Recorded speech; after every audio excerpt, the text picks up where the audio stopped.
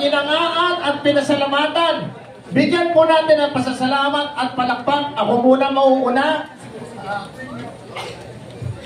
Palakpakan niyo to siya. Kanina pa ho siya nag-ano, pagod na po yan. Pero thank you very much. Thank you very much.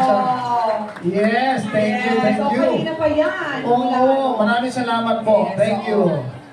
Mamaya po kasi mamaya ay papalapit na po ang pagdating ng ating minamahal na presidente na si former President Rodrigo Roa Duterte. So nakikiusap po kami, kung hindi po kayo nakaupo dito sa harap, kahit media po, kailangan po natin i-clear yung place, pati po dyan sa may kanan. Please lang po. At saka si Moy Malaboy, nandiyan dyan din, kumpare natin. Gusto ko rin i-acknowledge, I'd like to acknowledge the presence of a very good friend, former Speaker, Congressman Pantaleon Alvarez. Hello, Congressman Bebo, at mabuhay po kayo. And thank you so much sa supportan niyo po sa PDP Laban at higit sa lahat sa ating mga Duterte. Correct. Ay, syempre, gusto ko rin balikan, ha? Si Senator Bato. Senator Bato, dire-diretso na natin to. Dumarami na naman ang mga kriminal, Senator!